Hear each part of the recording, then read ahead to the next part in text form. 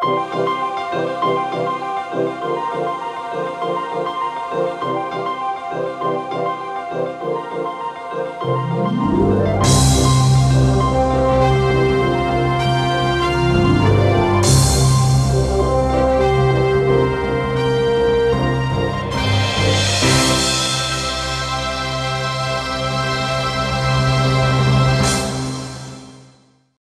evening and welcome to the rest of the news. Our special guest today is Rick Howland.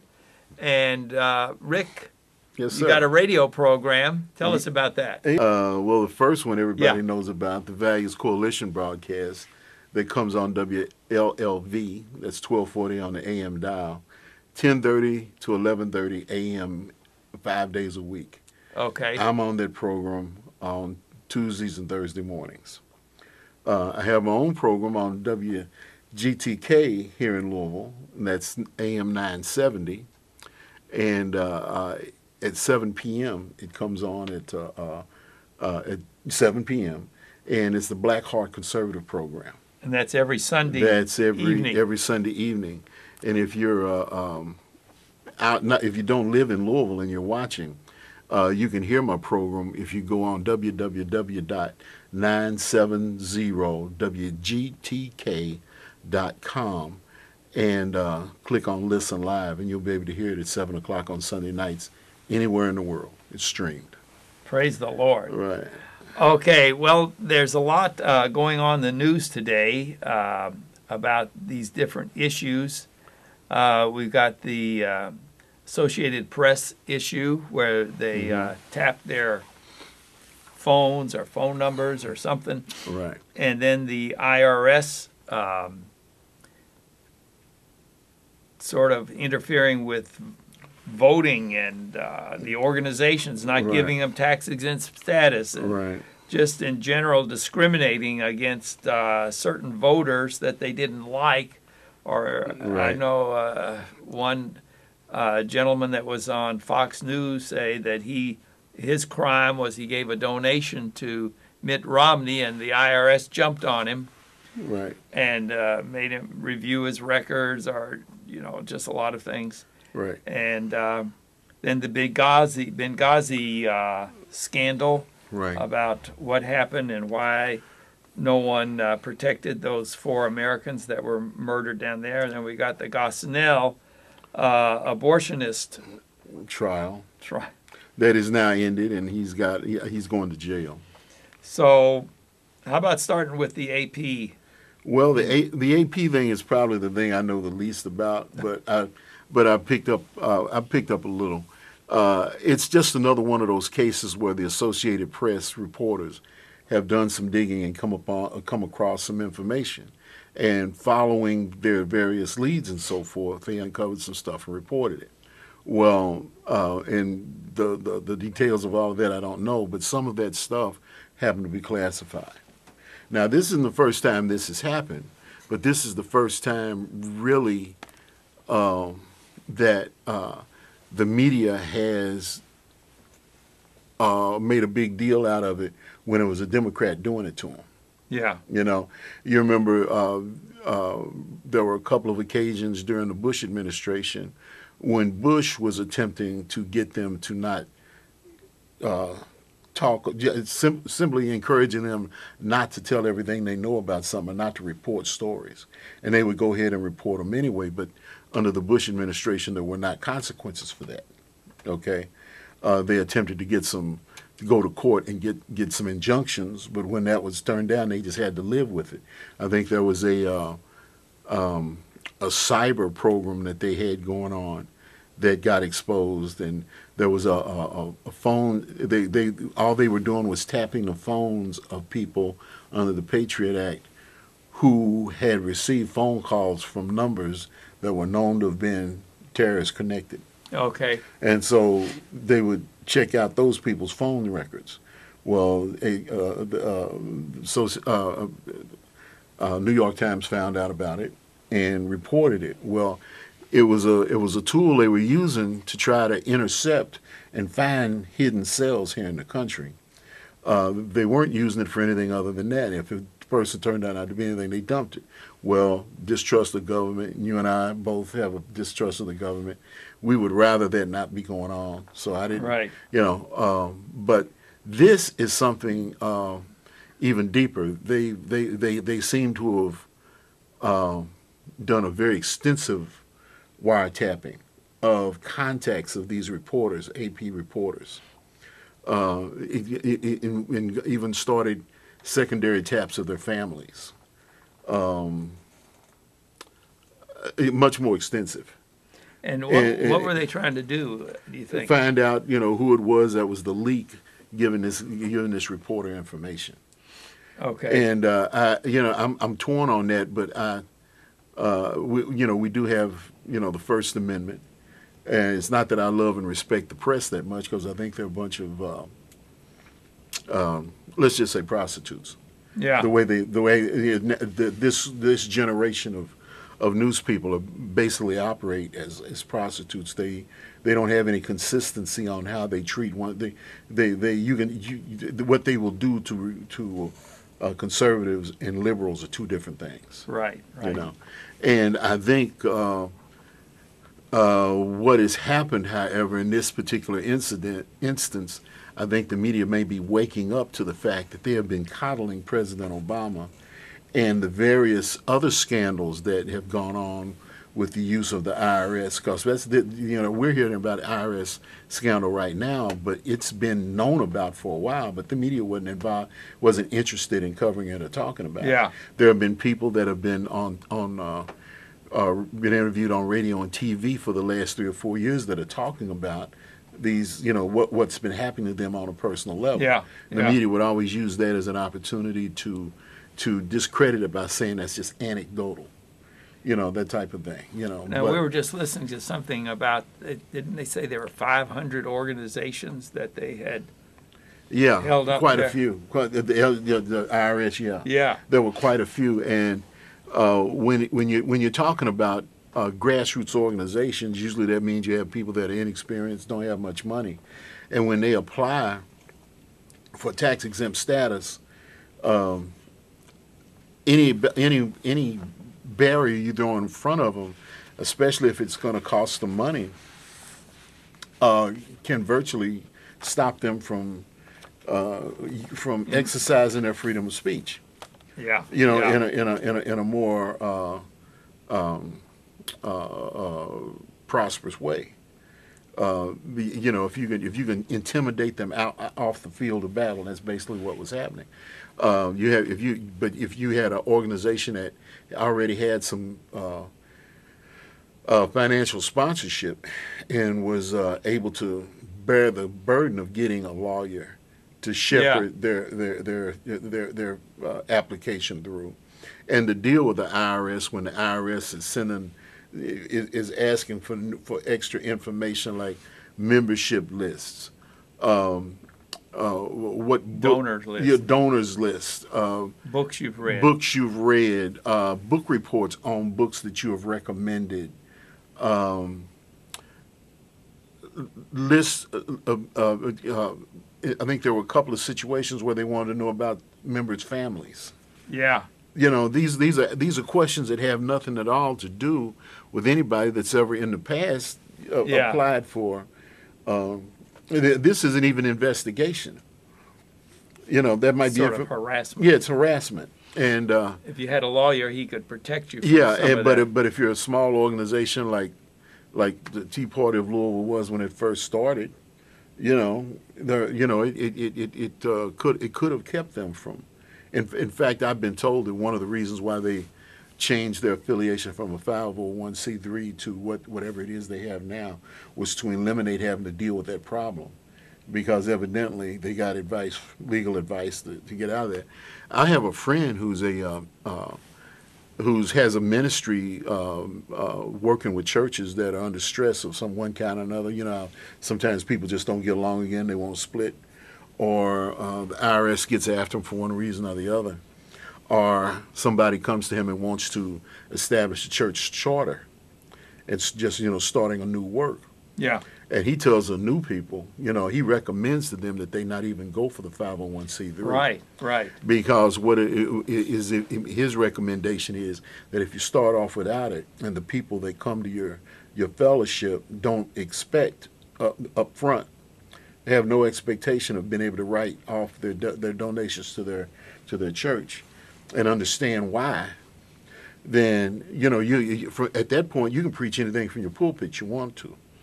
Really, a church is a church and doesn't need an IRS. Right. They're tax exempt.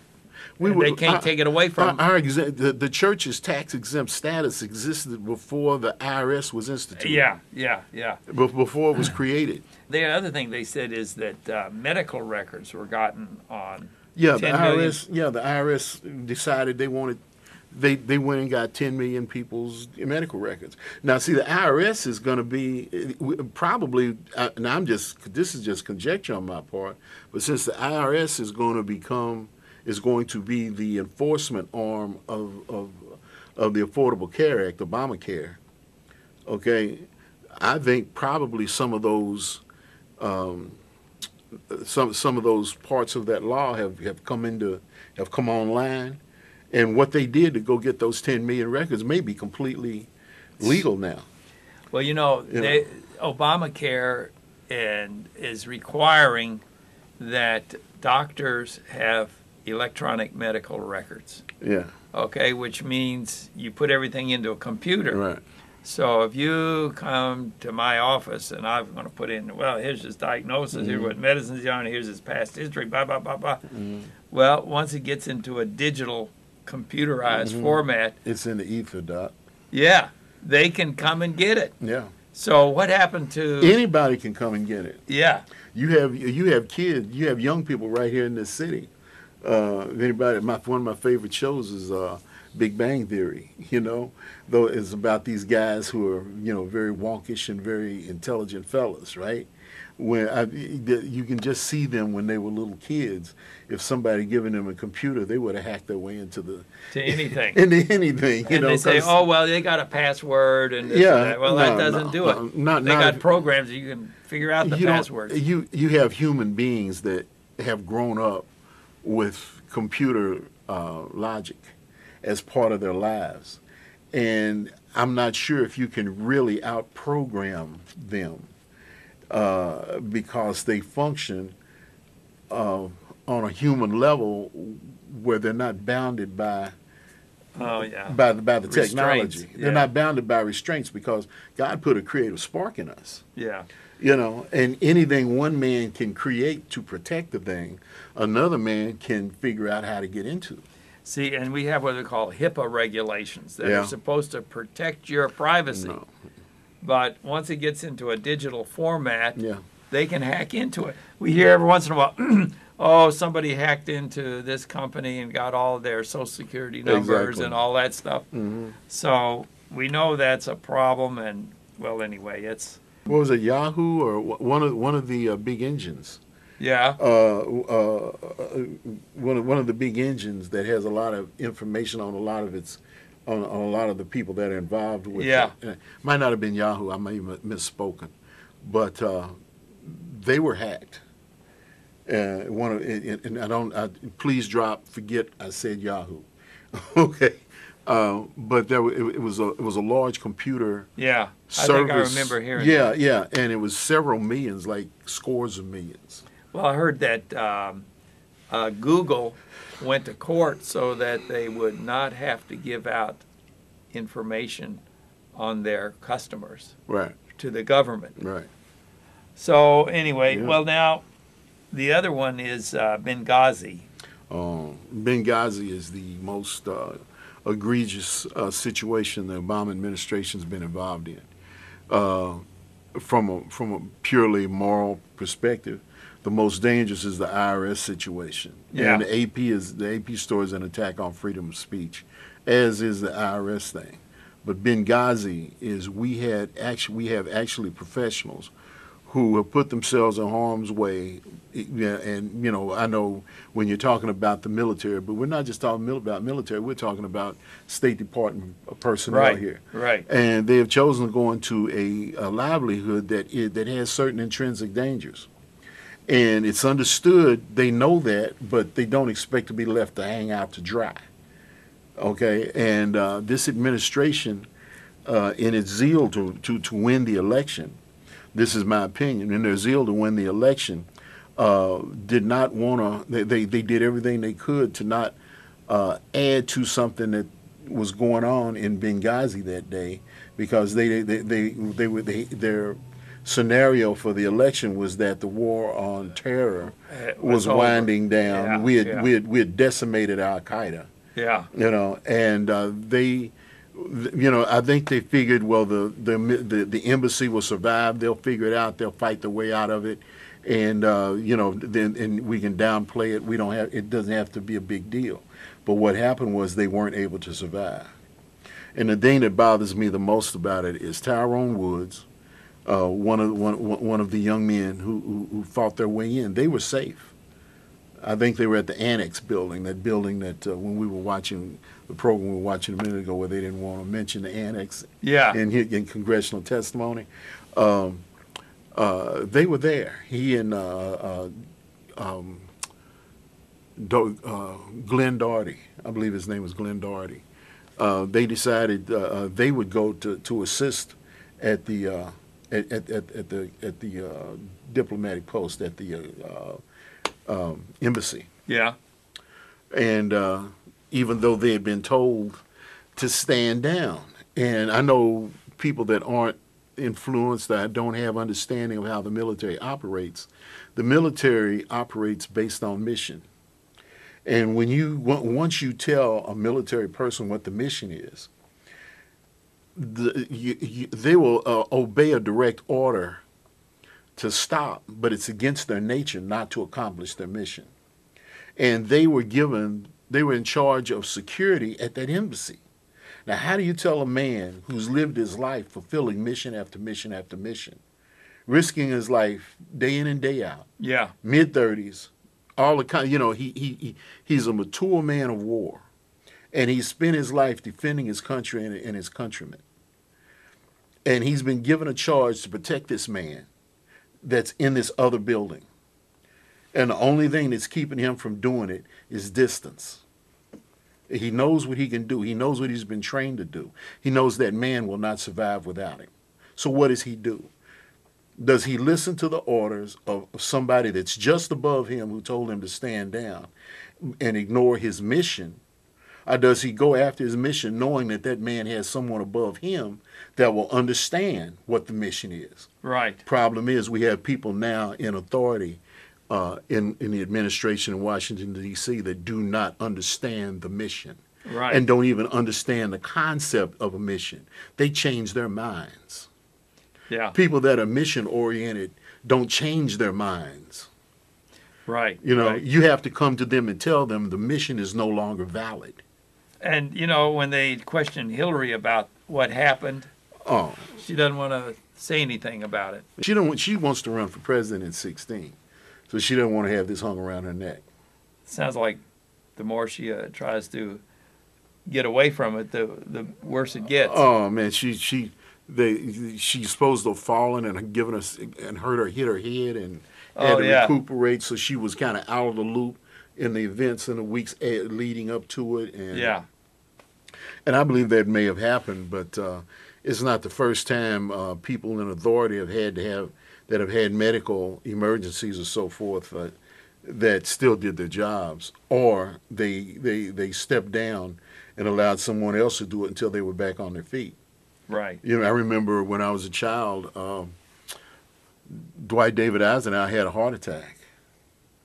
And I remember that, that the government ran, he was down for a few weeks. I think I remember that. Ran. Yeah. You would have been in high school.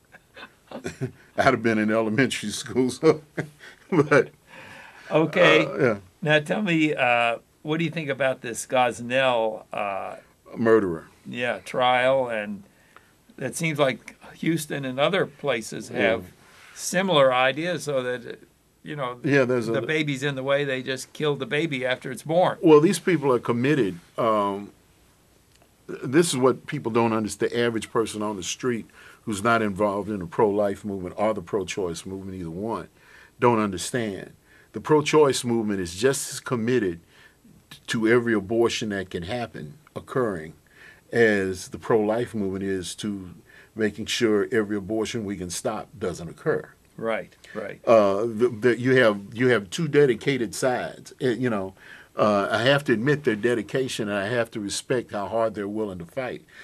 All it's telling me, though, is that God's people, Christians, have to be willing to commit just as much effort and push back just as hard. Right. In order to save children's lives, as they are willing to murder as many babies as possible. Now, I'm not talking about everybody in the pro-choice movement that doesn't think this way, but when you're on the inside, when you're running a clinic where literally your hands are bathed in blood on a daily basis, you have to mop it up.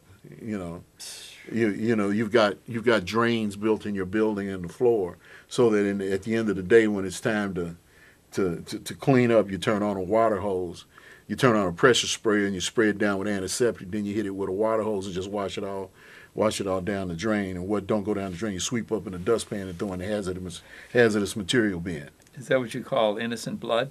Oh, I'd call that, yeah. And Lord help us. Every drop is being caught. They think it went down the drain into the sewer, but God's collecting every drop of that blood. Is that what they call the blood is crying out to me? Oh, yeah, it's crying out. Well, anyway. We have people like Gosnell and who are willing to do the abortions he was doing, if what I read was true, were illegal in the state of Pennsylvania, third trimester. Yeah, yeah. And so there's so much bad information. Most women don't know because the medical professional's making the money. Yeah. And I'm talking to a doctor, I know, but it's terrible. Yeah, you know what I'm saying is true. Yeah, yeah, they're making the money. And Dr. Gosnell is making, I don't know what an abortion costs now, a piece. Probably made millions. But the abortion industry brings Planned Parenthood billions of dollars a year. It's not a small and really purse. I mean, we're going to be held responsible if we don't speak out against the shedding of innocent blood. I don't think God is happy with that, and we have an obligation to do what we can to open our mouth. Correct. And say something.